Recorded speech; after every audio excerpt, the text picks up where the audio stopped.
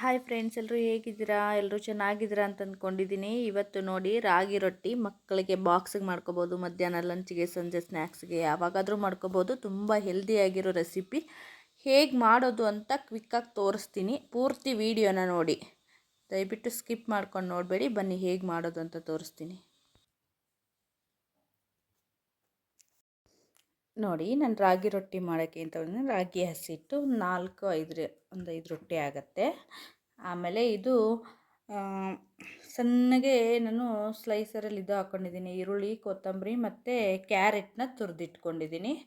ರುಚಿಗೆ ತಕ್ಕಷ್ಟು ಉಪ್ಪು, ಆಮೇಲೆ ಮೆಂತ್ಯ ಸೊಪ್ಪನ್ನ ಒಂದು ಕಟ್ಟು ಕ್ಲೀನಾಗಿ ತೊಳೆದು ಕಟ್ ಮಾಡಿ ಇಟ್ಕೊಂಡಿದ್ದೀನಿ. ಬನ್ನಿ ಇವಾಗ ಎಲ್ಲ ಕಲಿಸ್ಕೊಳ್ಳೋಣ, ಹೇಗೆ ಅಂತ ತೋರಿಸ್ತೀನಿ.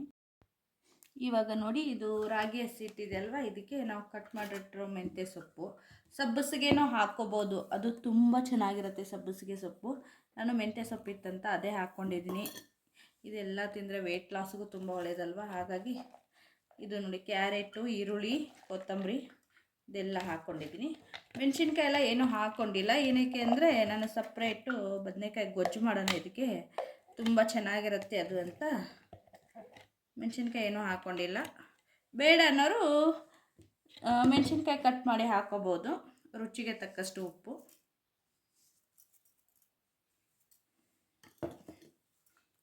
ಇವಾಗ ಇದು ಕಟ್ ಮಾಡಿರೋದಿದೆ, ಇದಕ್ಕೆ ನೀರು ಹಾಕ್ಕೊಂಡು ಜಾಸ್ತಿ ತೆಳ್ಳಗೇನು ಕಲಿಸ್ಕೊಳ್ಳೋದು ಬೇಡ. ಗಟ್ಟಿ ನಾವು ಈಗ ಚಪಾತಿ, ಜೋಳದ ರೊಟ್ಟಿಗೆಲ್ಲ ಕಲಿಸ್ಕೊತೀವಲ್ವ, ಅದೇ ಥರ ಕಲಿಸ್ಕೋಬೇಕು. ಮೊನ್ನೆ ಹೊರಗಡೆ ಹೋಗಿದ್ದೆ, ಆವಾಗ ನೋಡಿದೆ ಎಷ್ಟು 2 ರೊಟ್ಟಿಗೆ 70 ರೂಪಾಯಿ. ಆವಾಗ ಯೋಚನೆ ಮಾಡಿದೆ, ಯಾಕೆ ನಾವೇ ಮನೆಯಲ್ಲಿ ಮಾಡ್ಕೊಂಡು ತಿನ್ನಬಾರ್ದು ಅಂತ. ತುಂಬ ಚೆನ್ನಾಗಿರುತ್ತೆ. ಒಂದು ಸರಿ ಟ್ರೈ ಮಾಡಿದ್ದೆ, ಚೆನ್ನಾಗಿ ಬಂದಿತ್ತು ಅಂತ ಈಗ ವಿಡಿಯೋ ಮಾಡ್ತಾ ಇದ್ದೀನಿ ತೋರಿಸೋಣ ಅಂತ. ನೋಡಿ, ಸ್ವಲ್ಪ ಸ್ವಲ್ಪ ನೀರು ಹಾಕ್ಕೊಂಡು ಕಲಿಸ್ಕೋಬೇಕು. ಒಟ್ಟಿಗೆ ಜಾಸ್ತಿ ಹಾಕಿದ್ರೆ ತೆಳ್ಳಗಾಗ್ಬಿಡುತ್ತೆ. ಈಗ ನಾವು ಜೋಳದ ರೊಟ್ಟಿಗೆಲ್ಲ ಕಲಿಸ್ಕೊತೀವಲ್ವ, ಆ ಥರ. ಆದರೆ ಜೋಳದ ರೊಟ್ಟಿಗೆ ಬಿಸಿ ನೀರು ಹಾಕೋತೀವಿ, ಇದಕ್ಕೇನಿಲ್ಲ, ತಣ್ಣೀರು ಹಾಕ್ಕೊಂಡೆ ಕಲಿಸ್ಕೊಂಡ್ರೆ ಸಾಕು.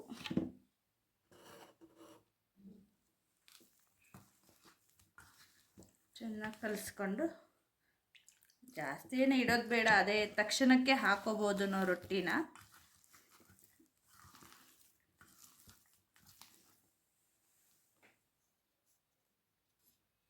ನೋಡಿ, ಈ ಥರ ಕಲಸಿಟ್ಕೊಂಡಿದ್ದೀನಿ.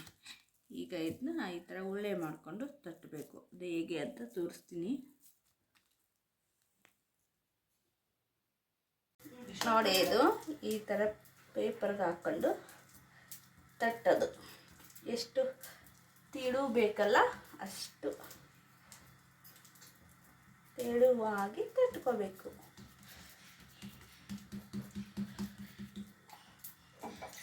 ಕೈಗೆ ಸ್ವಲ್ಪ ನೀರು ಹಚ್ಕೊಂಡು ನಾವು ತೆಳ್ಳಗೆ ತಟ್ಕೋಬೋದು.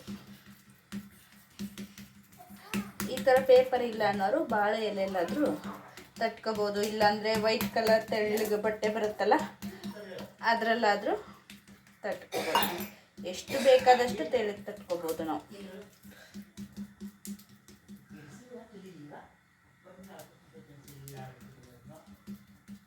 ನೋಡಿದ್ರಾ ಹಿಂಗಾಯ್ತು.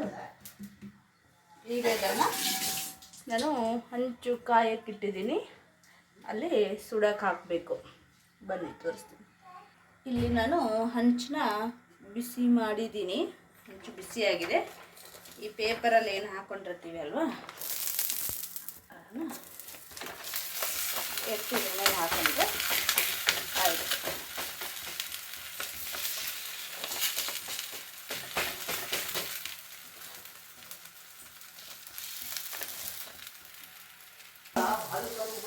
ನೋಡಿ, ಅದು ಸ್ವಲ್ಪ ಹೊತ್ತು ನಾವು ಪೇಪರಲ್ಲೇ ಇಟ್ಟರೆ ಆಟೋಮೆಟಿಕ್ಕಾಗಿ ಬಿಟ್ಕೊಳ್ಳುತ್ತೆ. ಸ್ವಲ್ಪ ಮೇಲೆ ಎಣ್ಣೆ ಹಾಕೋತಾ ಇದ್ದೀನಿ. ನೋಡಿ, ಒಂದು ವೆಯ್ಟ್ ಲಾಸ್ಗೆ ಎಲ್ಲ ತುಂಬ ಹೆಲ್ದಿಯಾಗಿರೋದು. ಇದಕ್ಕೆ ನಾನು ಸೊಪ್ಪು ಹಾಕಿದ್ದೀನಿ, ಕ್ಯಾರೆಟ್ ಹಾಕಿದ್ದೀನಿ, ತುಂಬ ಚೆನ್ನಾಗಿರುತ್ತೆ.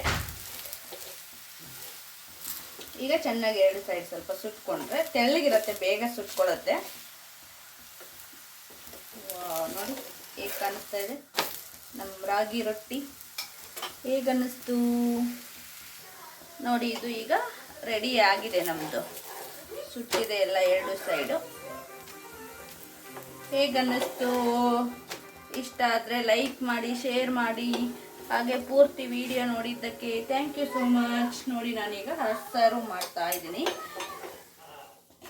ನಾನು ಇದ್ರ ಜೊತೆಗೆ ಬದನೆಕಾಯಿ ಗೊಜ್ಜು ಅಂದರೆ ಬದನೆಕಾಯಿ ಗ್ರೇವಿನೇ ಇದು ಎಲ್ಲ ಹಾಕಿಬಿಟ್ಟು ನಾನು ಗ್ರೇವಿ ಮಾಡಿದ್ದೀನಿ. ಅದು ಚೆನ್ನಾಗಿರುತ್ತೆ. ಹಾಗೆ ಒಂದು ಲೈಕ್ ಮಾಡಿ. ಥ್ಯಾಂಕ್ ಯು ಪೂರ್ತಿ ವಿಡಿಯೋ ನೋಡಿದ್ದಕ್ಕೆ.